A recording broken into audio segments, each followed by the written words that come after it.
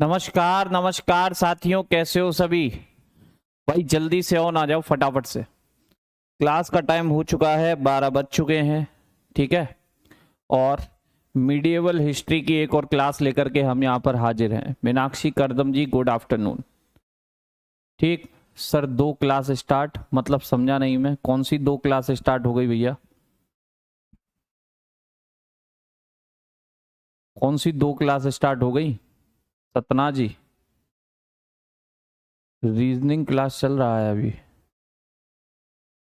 चलिए, खत्म होने वाला होगा वो, कोई बात नहीं है, कोई बात नहीं है, खत्म होने वाला होगा बेटा। पता नहीं, एंडिंग हो जानी चाहिए थी लेकिन खत्म नहीं हो पाई है, तो अभी हो जाएगी।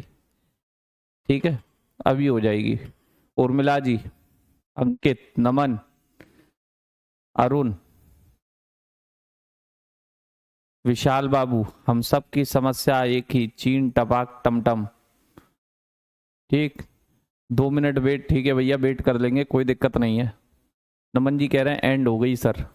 चलिए, 5 मिनट का अंतराल दे दिया करें गुरु जी। अरे भैया, बेटा पता नहीं थी, नहीं तो मैं स्टार्ट ही नहीं करता। ठीक, कि रीजनिंग की क्लास एंड हुई है या नहीं। ठीक है, खुशी जी आफ्टरनून, मिथिलेश नमस्कार। चलिए, तो शुरू करें, शुरू करें भाई। मोहम्मद गौरी के एंडिंग पर हम चल रहे थे, मोहम्मद गौरी के एंडिंग पर हम चल रहे थे, गौरी साहब की एंडिंग करा रहे थे। ठीक, शुरू करें आज का कार्यक्रम। ठीक है, चलिए, राधे राधे नमस्कार। चलिए, तो मैंने कहा कि बेटा पहली सूचना तो ये कि आप जानते हो एसएससी जीडी की भर्ती जो है आ गई है 27 तारीख से। 27 तारीख से इसके फॉर्म स्टार्ट हो रहे हैं, 27 अगस्त से इसके फॉर्म स्टार्ट हो रहे हैं बेटा। बहुत बड़ी भर्ती, ये बहुत बड़ा मौका आपके लिए हो सकता है, क्योंकि आप जानते हैं कि एसएससी वैकेंसी बढ़ाने में माहिर है। कहता कुछ है करता कुछ है, क्योंकि लगभग इसमें वैकेंसी जितनी भी दिखाई जाए उसके लिए आपकी वैकेंसी लगभग डबल सी हो जाती है। तो एक बेहतरीन मौका आने वाला है 27 तारीख से। अगर आप लोगों की इसमें एलिजिबिलिटी फिट बैठती है तो चूकिएगा नहीं। आपके किसी दोस्त की, आपके किसी घर में भाई बंधु की, ठीक, अगर डिफेंस में जाने का सपना है, सीआरपीएफ एसएसबी इनमें जाने का सपना है, तो ये सपना बहुत जल्द पूरा हो सकता है। और इसके लिए जो बैच है, ये योद्धा बैच, आप इसे बेटा एप्लीकेशन से परचेज कर सकते हैं। 30 अगस्त से इसमें क्लास स्टार्ट होंगी, 30 अगस्त से। अभी के लिए इसमें फ़ी वही चल रही है 100 रुपीज़, लेकिन 48 आवर्स के बाद अब फीस बढ़ जाती हैं। 199 का ये बैच हो जाएगा। ठीक है, 199 का। एनटीपीसी के लिए अभी कोई इन्फॉर्मेशन नहीं है बेटा, लेकिन बहुत जल्द लेके आएंगे। ठीक है, हाँ, हम सबकी समस्या इस बात को लेकर के हरीश सर ने पूरा एक वीडियो यूट्यूब पर बना रखा है, आप जाकर के देख सकते हैं। इसके बाद ये आपका अपना बैच, एक और बैच साइंस स्पेशल। ठीक है, जिस किसी भी एग्जाम में साइंस आती है बढ़िया तरीके से, ये बैच उसके लिए है। 16 तारीख से इसमें क्लास स्टार्ट होने वाली है, 16 अगस्त से बच्चे, 16 अगस्त से इसमें क्लास स्टार्ट होने वाली है, याद रखना। ठीक, क्लियर, 16 अगस्त से। एमटीएस अभी नहीं आया बेटा, एसएससी जीडी की हम बात कर रहे हैं। ठीक है, 16 अगस्त से इसमें क्लास स्टार्ट होने वाली है। आप इसे भी जा करके एप्लीकेशन से देख सकते हैं। जिस किसी का भी इंटरेस्ट ये कहता है कि मेरी मैथ अच्छी है, रीजनिंग अच्छी है और मुझे केवल साइंस पे कमांड करनी है, उस बच्चे के लिए ये बेस्ट बहुत ज़्यादा बेनिफिशियल होने वाला है, चाहे वो टेक्निकल पोर्शन से ही बिलोंग क्यों ना करता हो, जैसे आपका आरआरबी जेई वगैरह। ठीक है, 30 नंबर का पोर्शन यहाँ से आपका पूछा जाता है, तो टेंशन ना लीजिए, फटाफट जाके ये परचेज कर सकते हैं आप। आगे की हम शुरुआत करते हैं। मोहम्मद गौरी पर हम चल रहे थे, मोहम्मद गौरी पर हम चल रहे थे, और गौरी भैया को हम पहुंचा दिए थे कहाँ तक, तो गौरी भैया को तराइन, बैटल ऑफ तराइन्स तक की हमारी बात हो गई थी। एक बार से बोलेंगे, यहीं तक हुआ है, यहीं तक हुआ है, बैटल ऑफ तराइन्स तक की बात हुई है। ठीक, सौम्या जी बेस्ट ऑफ लक। तराइन तक की बात हुई है बच्चे, एक बार से बोलेंगे।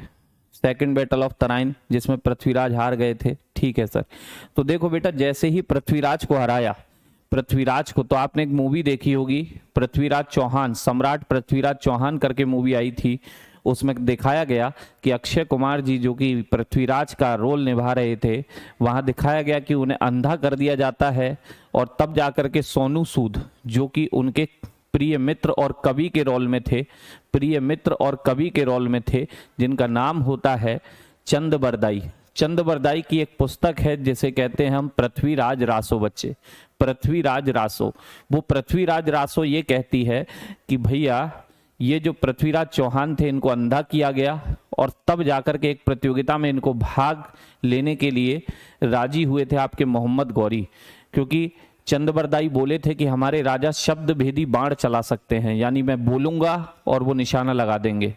तो ये गौरी बोलते हैं कि ऐसा नहीं होता है, उन्होंने कहा ऐसा ही होता है, हमारे राजा ऐसे ही हैं। तो वहां शब्द भेदी बाण चलाया गया और उन्होंने एक लाइन भी बोली थी, आपने मूवी में सुनी होगी कि 4 बांस 24 गज, 4 बांस 24 गज दूरी बता रहे हैं कि कितनी दूर है गौरी, अंगुल अष्ट प्रमाण, ताउत पे बैठा सुल्तान, सिंहासन पे बैठा है सुल्तान, मत चूके चौहान।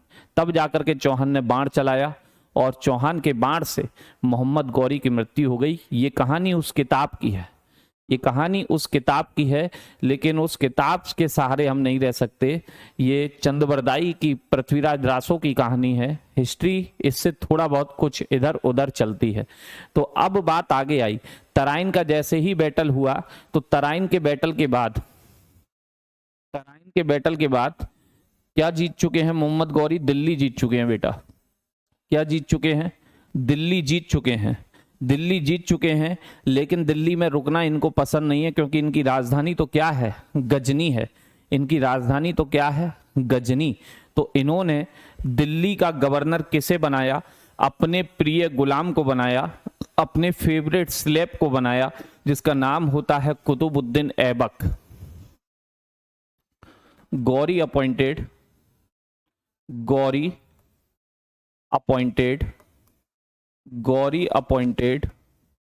ऐबक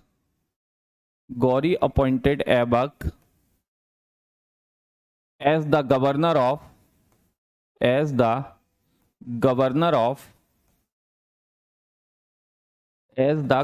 of दिल्ली। ठीक है, as the governor of Delhi. Ghori ने ऐबक को दिल्ली का गवर्नर नियुक्त किया। क्या नियुक्त किया मेरे भाई? ऐबक को दिल्ली का गवर्नर नियुक्त किया, दिल्ली का गवर्नर नियुक्त किया, बना दिया। ठीक है, गवर्नर नियुक्त किया। याद करो, मैंने आपसे कहा था कि भाई गौरी को सेकंड बैटल के लिए इनविटेशन कौन दिया था? ससुर साहब। ससुर साहब कौन दिए थे इनविटेशन? ससुर साहब दिए थे। ससुर साहब बोले तो आशुतोष राणा। आशुतोष राणा। सर इनका नाम मोहम्मद गौरी है कि मोहम्मद गजनबी? अरे भैया गजनबी तो चले गए, शिखा जी काहे कंफ्यूजन में है? गजनबी सुबुक्तगीन के बेटे थे, ये गौरी चल रहे हैं। कहाँ रह रहे हैं पता नहीं, कहाँ ध्यान रहता है। तो ससुर जी बेटा याद करो, जयचंद ने इसको न्योता दिया था, इनविटेशन दिया था कि भारत आइए, पृथ्वीराज को हराइए। तो जयचंद को लगा था कि ये हरा करके वापस चला जाएगा। उसे क्या पता था कि ये यहाँ पर शासन करने लगेगा, अपने नियम कानून बनाने लगेगा। क्योंकि बेटा गौरी ने ही, याद रखना, जैसे ही उत्तर भारत पर अधिकार किया, जैसे ही गौरी ने इस नॉर्थ इंडिया पर, दिल्ली से ऊपर वाले क्षेत्र पर इसका शासन स्थापित हुआ, यहां पर इसने एकता प्रणाली लागू की। गौरी ने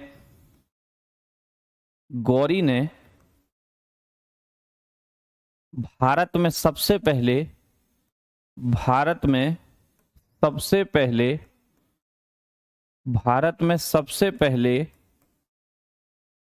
नॉर्थ इंडिया में, उत्तरी भारत में नॉर्थ इंडिया में एकता प्रणाली लागू की। नॉर्थ इंडिया में एकता प्रणाली लागू की। नॉर्थ इंडिया में क्या लागू की? नॉर्थ इंडिया में एकता सिस्टम, एकता प्रणाली लागू की। एकता सिस्टम, एकता प्रणाली लागू की बच्चे। ठीक है, कौन सी प्रणाली लागू की? एकता प्रणाली लागू की। अब ये जो एकता प्रणाली लागू है इसे आगे बढ़ाएंगे आपके कौन, इल्तुतमिश। इल्तुतमिश, लेकिन शुरुआत कौन कर गए, अभी इसे मैं पढ़ा नहीं रहा हूं। एकता प्रणाली क्या होती है देखेंगे बढ़िया तरीके से इल्तुतमिश में।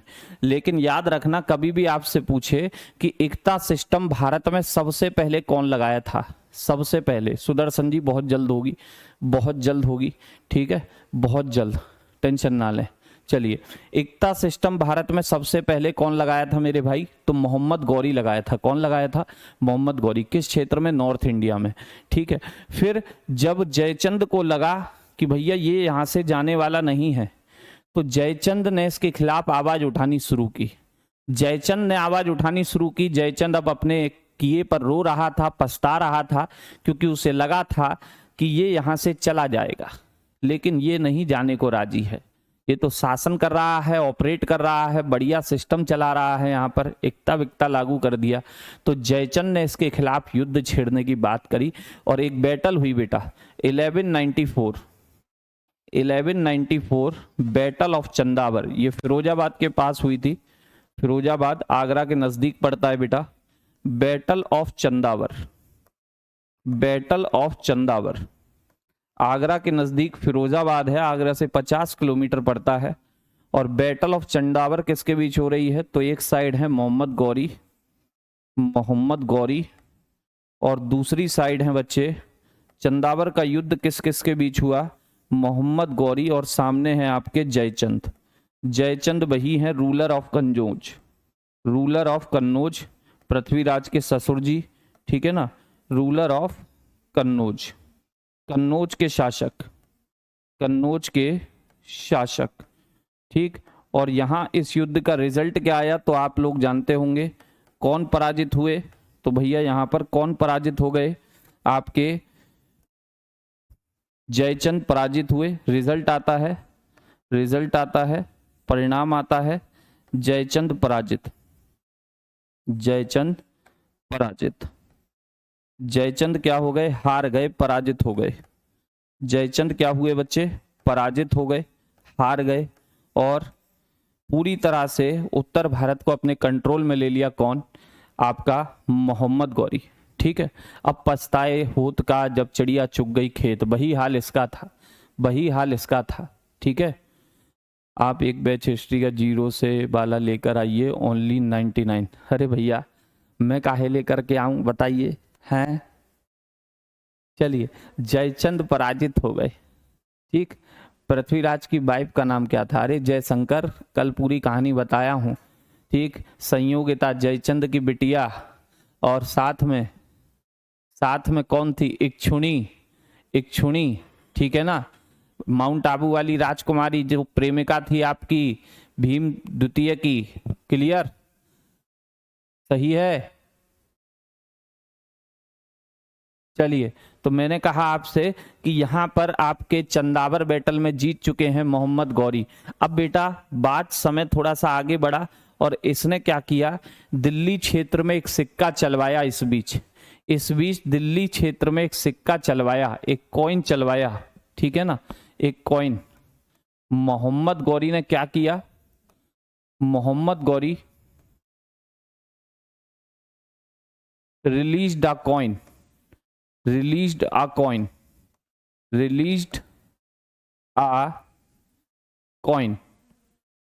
मोहम्मद गौरी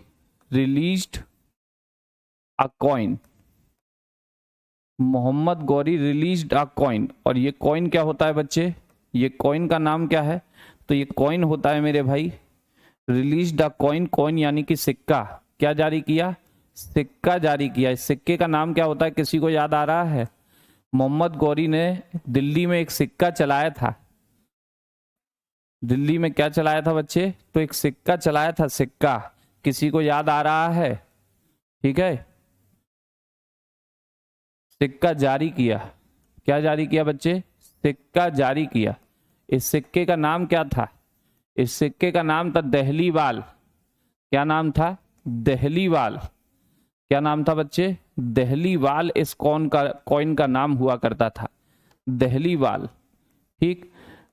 क्या नाम था, हिंदी में भी लिखा है, देख लीजिए, दहलीवाल। अब इस कॉइन की खासियत क्या थी कि कॉइन की, आप जानते हो सिक्के के दो पहलू होते हैं, दो साइड होती हैं, दो side.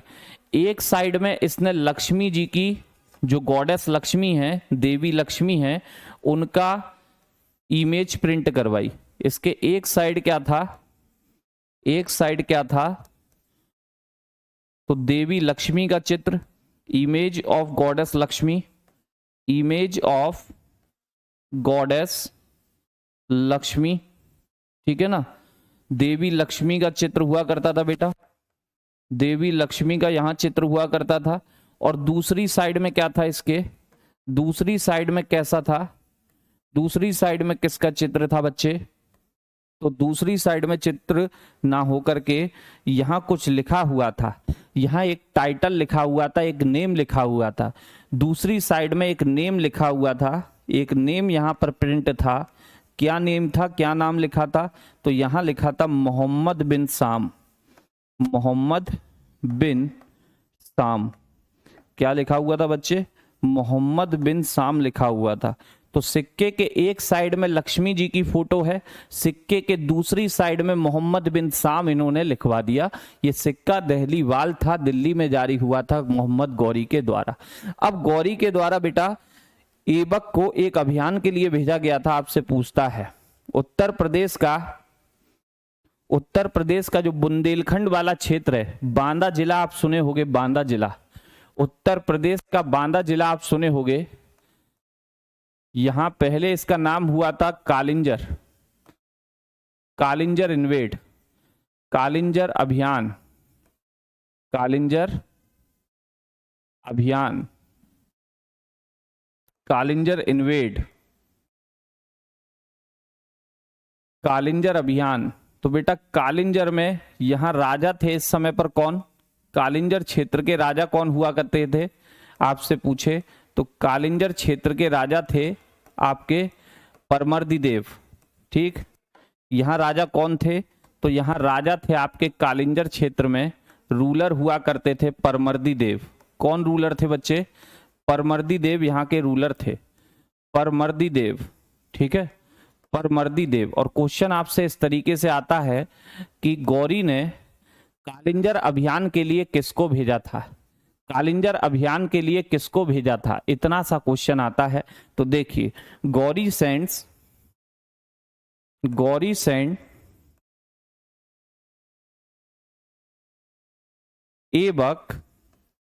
Aibak for Kalinjar invade, for Kalinjar invade, for Kalinjar invade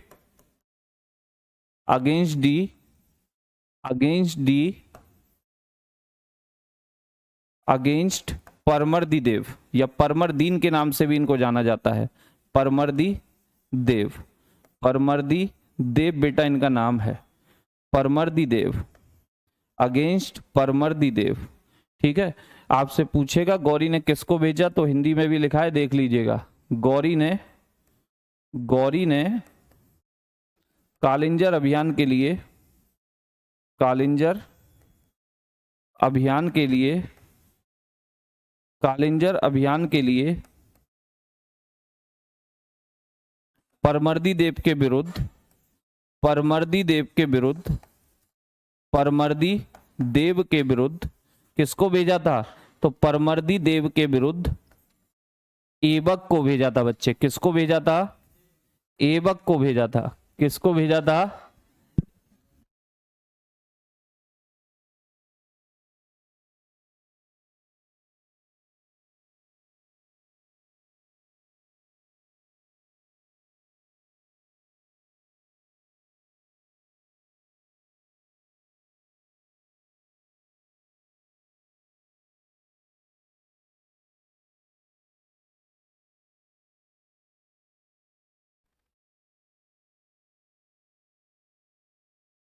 हाँ जी खुशी जी, हाँ जी खुशी जी, कुतुबुद्दीन ऐबक नाम है, वही है। ठीक है, तो मैंने कहा गौरी ने कालिंजर अभियान के लिए परमर्दी देव के विरुद्ध कुतुबुद्दीन ऐबक को भेजा था, कुतुबुद्दीन ऐबक को भेजा था। ठीक है, किसको भेजा था मेरे भाई? ऐबक को भेजा था। और ऐबक ने यहां किसे हराया? ऐबक ने यहां किसे हराया मेरे लाल? तो परमर्दी देव को हराया। किसको हराया? परमर्दी देव को। नहीं नहीं, हितेश सर आए हैं तो हितेश सर कहे कि सर हेलमेट पहन के पढ़ा लीजिए। ठीक, थोड़ा सा बच्चों को भी जागरूक करिए कि भैया जब भी दोपहिया पर बैठे तो हेलमेट जरूर पहने, हेलमेट जरूर पहने। ठीक है, चलिए। तो ऐबक को भेजा परमरदीर को हनाने। ठीक है पवन जी, अभी शाम तक पता चल जाएगी, अभी तक कोई ऐसी इंफॉर्मेशन है नहीं। ठीक है, क्योंकि शेड्यूल कल का देखना पड़ेगा, तो अभी तक ऐसा कुछ नहीं है। अगर मैराथन होती है तो मैं आपको बता दूंगा। ठीक है, क्योंकि हो सकता है कि कल और भी क्लास लगें तो नहीं हो पाएगी। ठीक, अगर नहीं हो पाई तो कोई दिक्कत नहीं, जैसा चल रहा है वैसे चलाएंगे। संडे वनडे में देखेंगे, बीच में 1-2 घंटे देखेंगे। 1205 का बेटा एक समय आया और ये गौरी के जीवन का लास्ट अटैक होता है। गौरीज लास्ट अटैक, गौरी का अंतिम आक्रमण, गौरी का अंतिम आक्रमण, लास्ट अटैक। ये गौरी के जीवन का अंतिम आक्रमण है, लास्ट अटैक है बच्चे, लास्ट अटैक। मैंने याद करो जब आपको गजनबी पढ़ाया था, गजनबी पढ़ाया था तो एक बात बोली थी कि जो भी मुस्लिम आक्रमणकारी जाटों से टकराया उसका जीवन दुश्वार हो गया, जीवन दुश्वार हो गया। हाँ, कल सर की मैराथन है, बढ़िया तरीके से लीजिएगा। ठीक है, चलिए। तो जो भी मुस्लिम आक्रमणकारी जाटों से टकराया उसका जीवन बेकार हो गया, सत्यानाश हो गया। तो यही वही समय है बेटा, उसे भी जाटों ने लुढ़काया था, जाटों के खिलाफ अंतिम अटैक किया उसने, फिर वहीं पर उससे एक मच्छर वच्छर काट गया, मलेरिया वलेरिया हुआ, निकल लिया। यहां पर क्या हुआ कि भैया गौरी ने भी जाटों पर अटैक कर दिया। साइंस का बैच आप लेकर आ रहे हैं क्या नेभा जी? बताइए कौन दिक्कत है? ठीक, यहां क्या हुआ कि गौरी ने भी किस पर अटैक किया? तो ये अंतिम आक्रमण किसके विरुद्ध है? वही खोखर जाटों के विरुद्ध, खोखर जाटों के विरुद्ध। पहाड़ी क्षेत्रों के ये जाट थे, ठीक है, अचानक से अटैक कर दिया करते थे, तो खोखर जाटों पर इसने ये अटैक कर दिया। किस पर अटैक किया मेरे लाल? खोखर जाटों पर। अब ये जैसे ही अटैक हुआ, अपना बेहतरीन तरीके से गौरी लड़ रहा था, एक गड्ढे वड्डे में घोड़े का पैर चला गया, धड़ाम से गिरा। अब भाई चोट चाट लग गई बढ़िया तरीके से। जैसी चोट वोट लगी तो आवाज तो करता ही, आदमी चिल्लाता है। तो इसकी सेना वेना इसे उठा के ले जाने लगी और इसके तंबू डेरे तक पहुंचा दिया। जैसे ही तंबू डेरे में ये पहुंचा, कुछ दिन गुजार पाया। ये अंतिम समय था 1205 का, दिसंबर का महीना चल रहा था, और 1206 जैसे ही लगी, एक रामलाल नाम का व्यक्ति आया और उस रामलाल नाम के व्यक्ति ने भैया चक्कू मार करके इसकी क्या कर दी? हत्या कर दी। ठीक है, चक्कू मार करके क्या कर दी? हत्या कर दी। ठीक, क्या कर दी मेरे लाल? हत्या। यानी कि खोखर जाटों के विरुद्ध इसका ये अंतिम अटैक साबित हुआ। और 1206 में इसकी क्या हो गई मेरे भाई? 1206 में इसकी क्या हो गई? डेथ हो गई। 1206 में यहां पर गौरी क्या हुआ था? गौरी घायल हुआ था। यहां गौरी घायल हुआ था। ठीक है, गौरी अच्छा खासा बढ़िया तरीके से यहां घायल हुआ। और 1206 में इसकी क्या हो गई बच्चे? 1206 में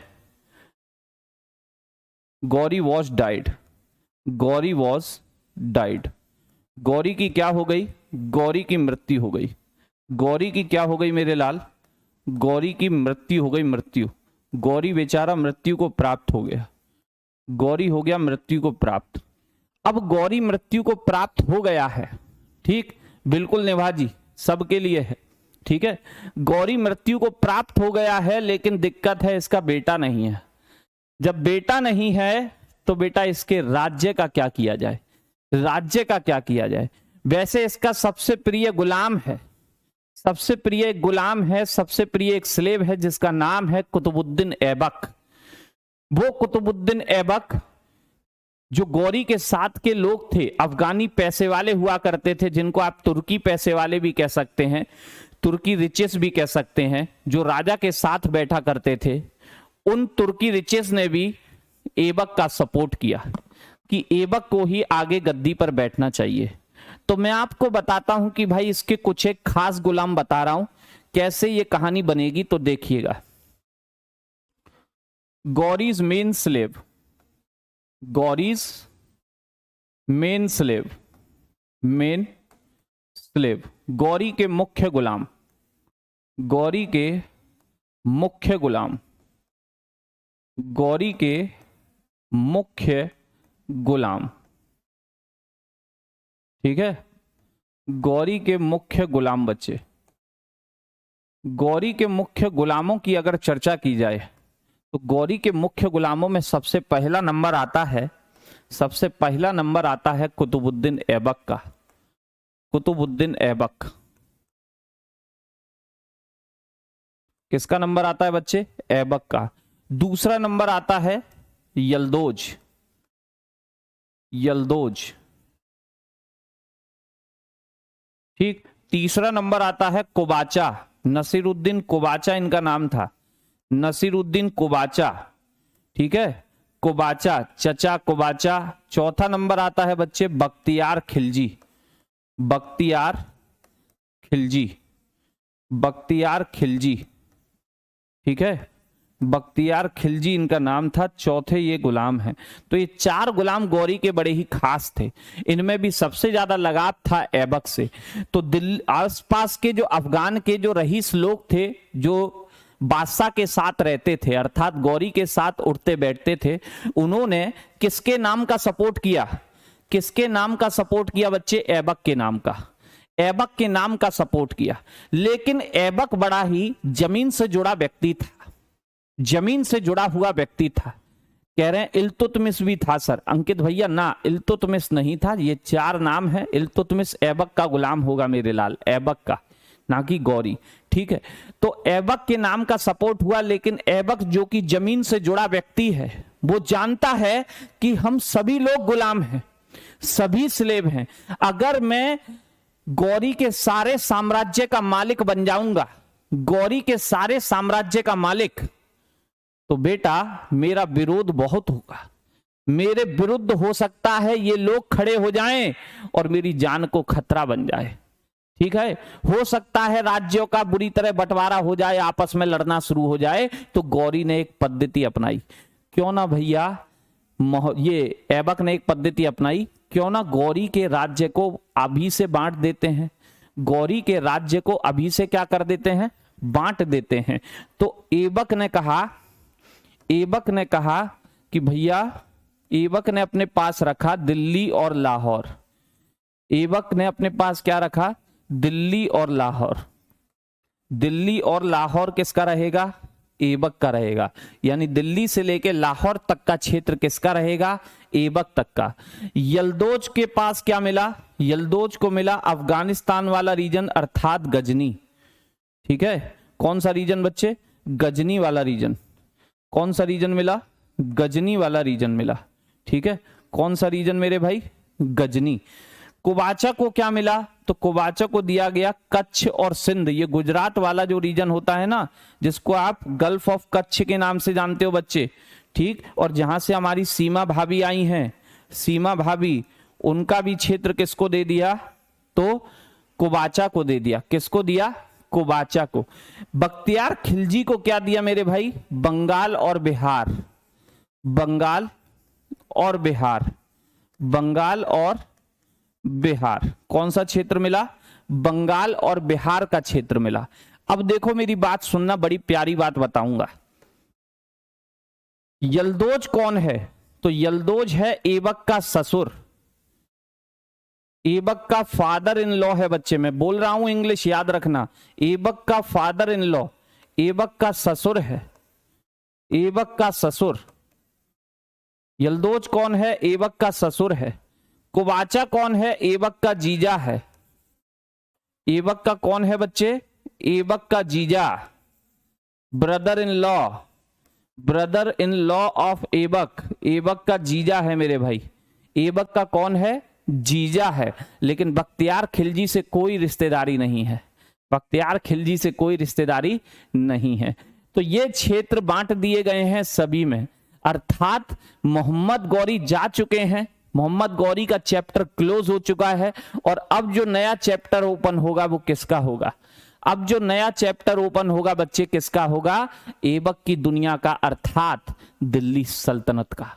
किसका होगा? दिल्ली सल्तनत। तो बच्चे डाल लीजिएगा दिल्ली सल्तनत।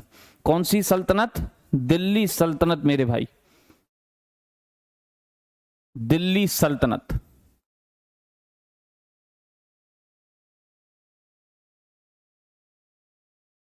दिल्ली सल्तनत की अगर बात करें तो इसकी शुरुआत होती है मेरे लाल 1206 से। 1206 से शुरुआत हो रही है और 1526 तक ये चलेगी। कब तक चलेगी?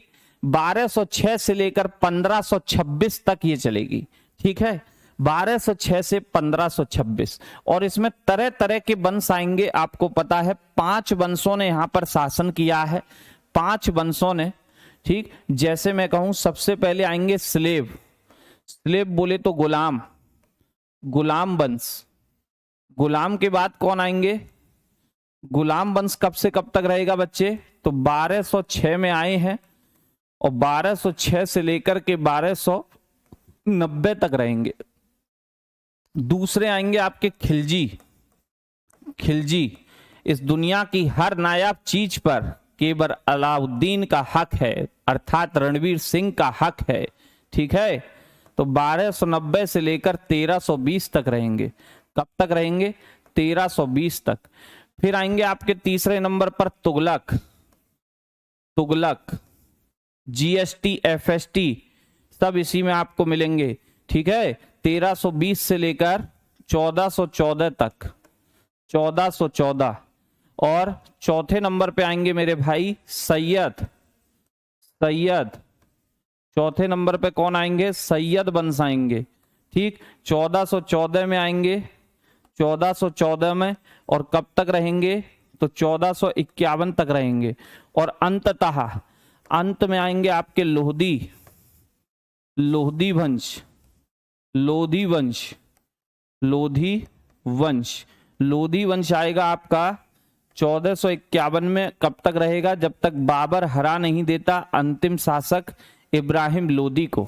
ठीक है, इब्राहिम लोदी को। ठीक, ओके। अरे यहाँ ट्रिक की जरूरत ना पड़ती यार। ठीक है, कंसेप्ट सीखो सीधा सीधा। अब यहां पर देखना बच्चे, कभी आपसे पूछे दिल्ली सल्तनत कुल कितने साल तक चली, तो 6 से लेकर 6 अर्थात लगभग 320 साल। कितने साल बच्चे? 320 साल तक ये दिल्ली सल्तनत चली। और इसमें सबसे लंबे समय तक किस वंश ने शासन किया? तो बेटा आप खुद से देखो, यहां 90 में से 6 गया, 84 साल। 84 साल। यहां 30 साल, लगभग 30 साल का शासन। ठीक, यहां लगभग 94 ईयर्स, 94 साल का शासन।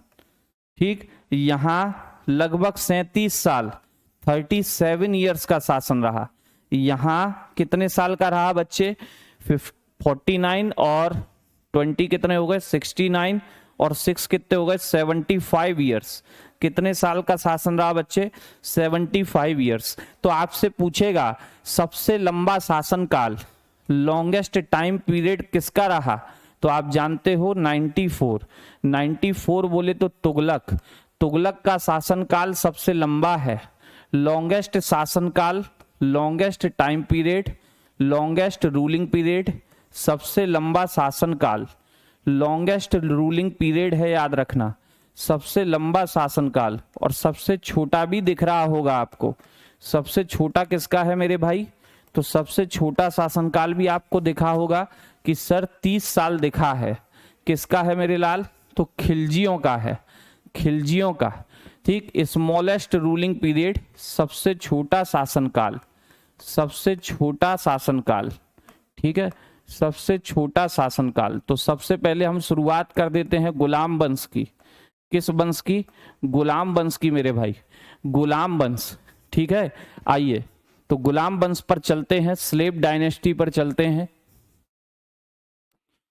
स्लेव डायनेस्टी, इंग्लिश में तो बस इसे यही कहते हैं स्लेव डायनेस्टी, लेकिन हिंदी में इसके कई नाम हैं।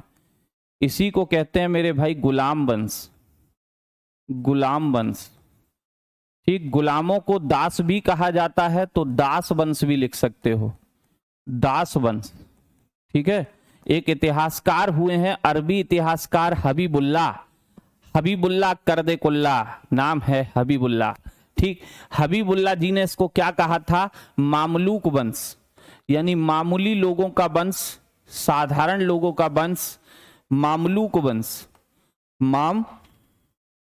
मामलूक वंश, मामलूक वंश। क्या नाम दिया? मामलूक वंश नाम दिया। किसने नाम दिया था पूछेगा, ये मामलूक वंश किसने नाम दिया था? तो हबीबुल्लाह ने। ठीक है, according to Habibullah, according to Habibullah. कभी आपसे पूछे कि भैया स्लेव डायनेस्टी को किस व्यक्ति ने मामलूक वंश बुलाया है, तो हबीबुल्लाह याद रखिएगा। हबीबुल्लाह शायद से किसी मूवी में जॉनी लीवर का भी नाम था, है ना, जॉनी लीवर का। हबीबुल्लाह। कुतुबुद्दीन ऐबक की कैसे मृत्यु हो गई? अरे भैया ऐबक अब आएगा, मृत्यु पहले पूछ रहे हो, अभी तो शासन भी नहीं किया बेचारे ने। पोलो खेलते समय गिर पड़ा था घोड़े से, नया नया शौक चढ़ा था, राजा पहली बार बने हैं तो मौज तो करेंगे ना। ठीक, घोड़े पर चढ़े और डंडा बंडा ऐसे चला रहे थे, पोलो बोलो, खिसक गए, सरक गए, घोड़े घोड़े की दुलाती और पड़ गई इनको। ठीक है, निकल गए। चलिए, तो शुरुआत होती है मेरे भाई गुलाम वंश से, और गुलाम वंश रहेगा कब से कब तक? 1206 से लेकर 1290, 1206 से लेकर 1290। कौन है गुलाम वंश का संस्थापक? पहला ही क्वेश्चन कि संस्थापक कौन है, इस्टेब्लिशमेंट किसने किया, संस्थापक कौन है मेरे भाई? तो गुलाम वंश का संस्थापक होता है मेरे लाल, नाम है इनका कुतुबुद्दीन ऐबक। कुतुबुद्दीन, कुतुबुद्दीन ऐबक इनका नाम है, कुतुबुद्दीन ऐबक, कुतुबुद्दीन ऐबक इनका नाम होता है। क्या नाम होता है बच्चे? कुतुबुद्दीन ऐबक इनका नाम होता है मेरे लाल। ठीक है, क्लियर? और एक बात याद रखना, एक बात याद रखना कि भाई कभी आपसे पूछे दिल्ली सल्तनत का संस्थापक कौन होता है? दिल्ली सल्तनत का संस्थापक, संस्थापक वो व्यक्ति होगा, संस्थापक वो व्यक्ति होगा जो सबसे पहला राजा बना।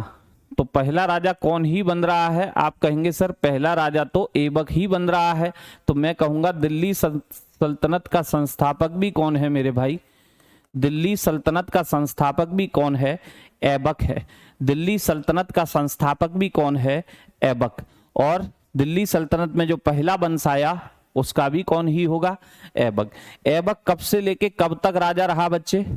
ऐबक कब से लेके कब तक राजा रहा? आप कहेंगे सर 1206 में बैठा था गद्दी पर, 1210 तक रहा है, 1210 तक, लगभग 4 साल रहा। ये व्यक्ति है कौन मेरे भाई? इल्तुतमिश को वास्तविक संस्थापक कहते हैं। क्यों कहते हैं इसकी भी बात करेंगे। ठीक है, कुतुबुद्दीन ऐबक की बात करें बच्चे, कुतुबुद्दीन ऐबक की, तो ये व्यक्ति slave and son in law of Ghori, slave and son in law of Ghori हुआ करता था। मतलब, तो हिंदी में भी लिखा हूं, देख लीजिएगा, गौरी का गुलाम, गौरी का गुलाम तो था ही, साथ में ये पद्धति आपको बहुत दिखेगी कि गुलामों की शादी राजा की बिटिया से हुआ करती है, राजा की बिटिया से। ठीक है, क्लियर? वो गाना याद आ रहा है, मैं तो जोरू का गुलाम बन के रहूंगा, ये गाना गा दिया होगा कुतुबुद्दीन ऐबक।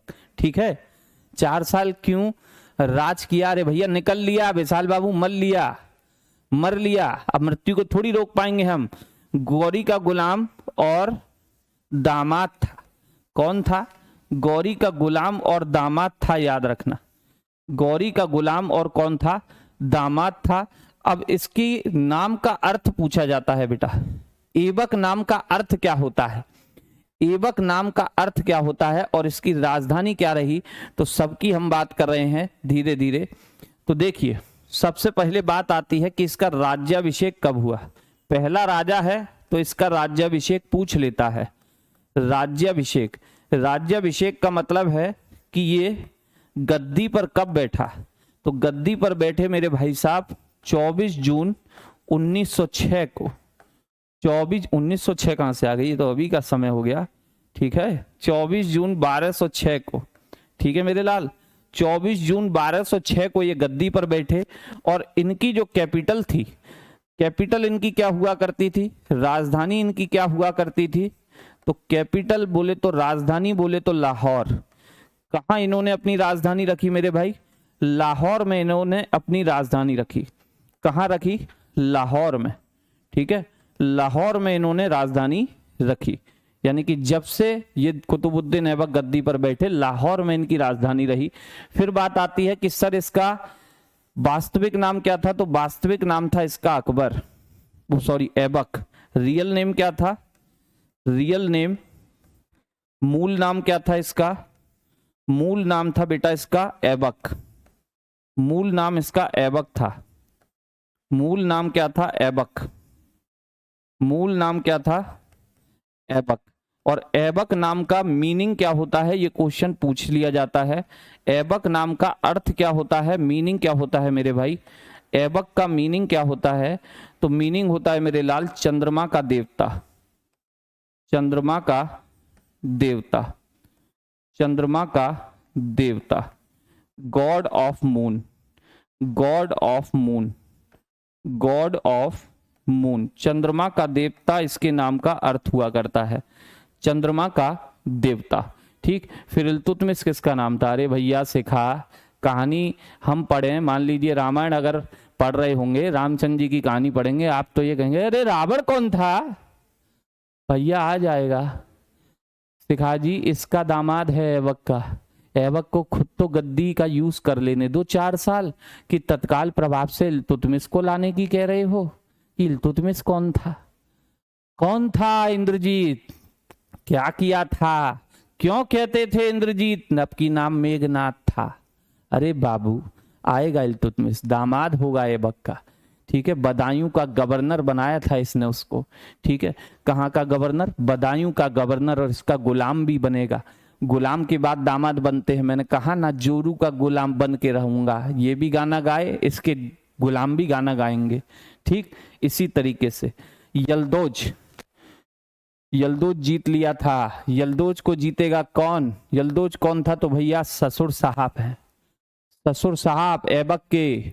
ठीक है, ऐबक के ससुर साहब नाराज होंगे इल्तुतमिश से। क्यों नाराज होंगे, युद्ध होगा, तराइन का तीसरा युद्ध होगा, देखोगे इल्तुतमिश से होगा। अभी ऐबक पर वापस आओ, कुतुबुद्दीन ऐबक, कुतुबुद्दीन ऐबक। बेटा कुतुबुद्दीन ऐबक से अगर कुछ एक एग्जाम के लिए फैक्ट तलाशें, अगर एग्जाम के लिए फैक्ट तलाशें, तो कुतुबुद्दीन ऐबक का कुछ अदर नेम है बेटा, अदर नेम आपसे पूछ लिए जाते हैं, कुछ अन्य नामों से कुतुबुद्दीन ऐबक जाना जाता है। कुतुबुद्दीन ऐबक जमीन से जुड़ा हुआ व्यक्ति था, दान बहुत करता था, बहुत दान करता था, लाखों का दान करता था, लाखों का दान करता था, गौरी का गुलाम था और दामाद था। समझ में नहीं आया, अरे भैया पहले गुलाम बना होगा, पसंद आया तो बिटिया व्यवहार कर दी, इतना ही तो है हम सबकी समस्या आप। ठीक है, इतनी सी बात है। मैंने कहा लाखों का दान करता था, इसलिए इसे क्या कहते थे, लाख बख्श। क्या कहते थे, लाख बख्श इसको कहते थे मेरे भाई, लाख बख्श। क्या नाम था इसका, लाख बख्श इसको बोलते थे। ठीक है, लाख बख्श, लाख बख्श।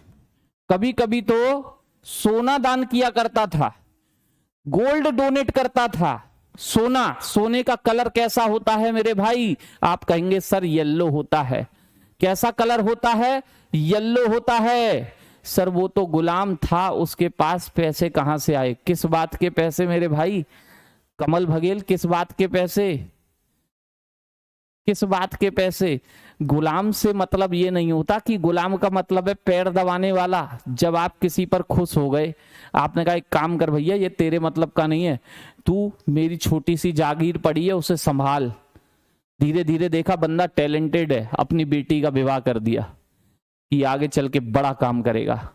ठीक है, तो सोने का कलर कैसा होता है, पीला, येलो, येलो कलर का होता है, इसलिए इसको कहते हैं पीत बख्श।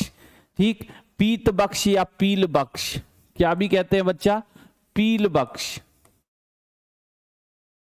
पीत बख्श भी इसको कहा जाता है, ठीक है, पीत बख्श भी इसको कहा जाता है, पीत बख्श भी इसको कहा जाता है, ठीक, पीत बख्श भी इसको कहा जाता है। पीत बख्श क्यों? Due to gold donation, due to gold donation लिख भी रहा हूं जिससे कि आगे आप भूले नहीं। सोना दान करने के कारण इसे क्या भी कहते थे बच्चे, तो पीत बख्श भी कहते थे। क्या भी कहते थे? पीत बख्श भी इसको कहते थे।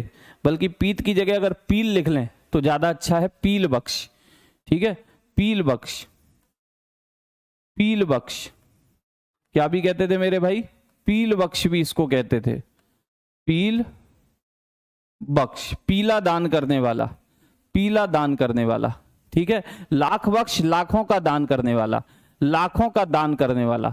एक और इसका नाम था, एक और इसका नाम था, इसी को कहते थे कुरान खां। इसी को कौन सा कहां कहा जाता था बेटा? कुरान खां। क्या भी कहा जाता था? कुरान खां भी इसको कहा जाता था, कुरान खां। कुरान को मुंह जवानी गाया करता था, कुरान को मुंह जवानी गाया करता था, ठीक है, मुंह से सुना दिया करता था पूरी कुरान, ठीक है। थोड़ी सी अगर इसके बैकग्राउंड की बात की जाए तो ऐबक जो था, ऐबक, ऐबक इसे अफगानिस्तान के, अफगानिस्तान के में एक जगह पड़ती है बेटा निशापुर स्लेब मार्केट।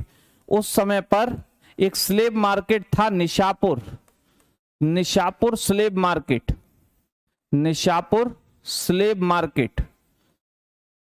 ऐबक की थोड़ी सी ये कहानी आप याद रखेंगे कि निशापुर स्लेब मार्केट अफगानिस्तान से इसको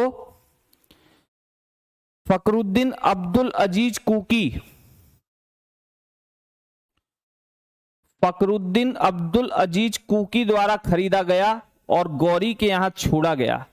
फकरुद्दीन अब्दुल अजीज कुकी, ये एक सूफी संत थे, अब्दुल अजीज कुकी, अब्दुल अजीज कुकी, याद हो जाए ये पॉइंट तो बहुत अच्छा, ना हो तो और भी अच्छा। फकरुद्दीन अब्दुल अजीज कुकी द्वारा खरीदा गया, खरीदा गया और इसे कुरान पढ़ाई गई, और इसे क्या पढ़ाई गई? और इसे कुरान पढ़ाई गई। क्या पढ़ाई गई बेटा? कुरान। कुरान क्योंकि ये पढ़ा लिखा था नहीं तो इसे कुरान याद करा दी गई थी बोल बोल के, कुरान पढ़ाई गई। अब कुरान पढ़ाई गई तो इतनी पढ़ाई गई, इतना रट्टू तोता था ये कि इसने पूरी कुरान को ही याद कर डाला। मुंह जबानी गाया करता था, मुंह जबानी गाया करता था, जैसे हनुमान चालीसा हमें याद हो जाती है, इस तरीके से इसको पूरी कुरान ज्ञात थी, पूरी कुरान, ठीक है। अरे बेगम से क्या करना है तुमने, हैं? बेगम से क्या करना है? एक ही बेगम है, उसका बेटा होगा आराम शाह, आराम शाह जो गद्दी पर बैठेगा, इल्तुतमिश मारेगा।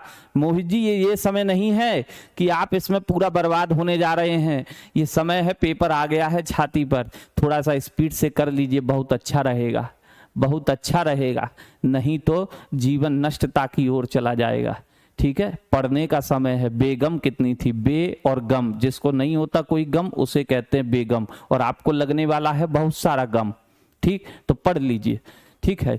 तो मैंने कहा कुरान पूरी रट डाली। अब एक दिन ये सूफी संत गौरी के पास पहुंचे, किसको भी लेके गए? कुतुबुद्दीन ऐबक को भी लेके गए। ऐबक जैसे ही वहां गया, गौरी इससे मिला, भाई गौरी ने कहा ये कौन है भाई, ठीक। अब्दुल अजीज कुकी साहब बोले, फकरुद्दीन अब्दुल अजीज, अब्दुल और लिख लेना यहां पर, अब्दुल अजीज कुकी साहब बोले कि सर बड़ा ही नेक बंदा है, ठीक, अल्लाह का बंदा है, इसकी तारीफ कर दिए, अल्लाह का बंदा है, पूरी कुरान इसे मुंह जवानी आती है, मुंह जवानी, ठीक, मुंह जवानी इसको कुरान आती है। अब गौरी बोला है ऐसा कैसे हो गया, पूरी कुरान याद है इसको, मजाक कर रहे हो क्या? अरे ऐसा तो हमने हिंदुओं के यहाँ सुना है, बस सत्यनारायण की कथा पढ़ने आते हैं वो पंडित, टकाटक टकाटक टकाटक पढ़े चले जाते हैं। ना जी ना, ये भी पूरी कुरान पढ़ देता है। इसने पूरी कुरान गौरी को सुनाई।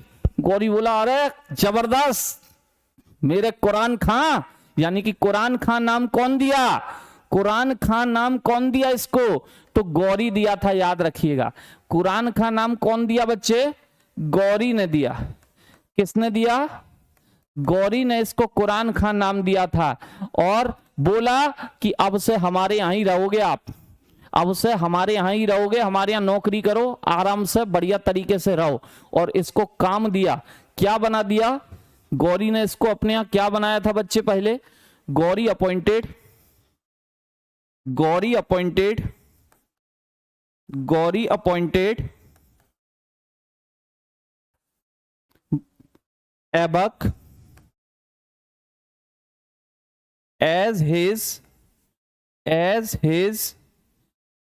अमीर ए आखूर। पद का नाम याद रखना मेरे लाल, मेरे हीरो। अमीर ए आखूर, अमीर ए आखूर, ठीक है, अमीर ए आखूर। गौरी ने ऐबक को, गौरी ने ऐबक को, गौरी ने ऐबक को अमीर ए आखूर, अमीर ए आखूर,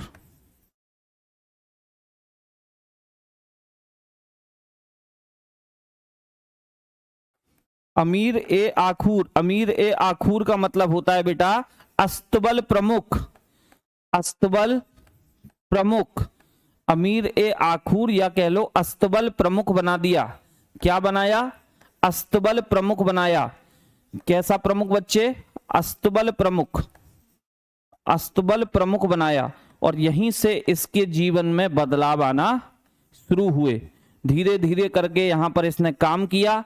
जब गौरी खुश हुआ, गौरी ने देखा ये बड़ा ही काम का बंदा है, नेक बंदा है, तब जाकर के इसको अपनी सेना का सेनापति भी बनाया।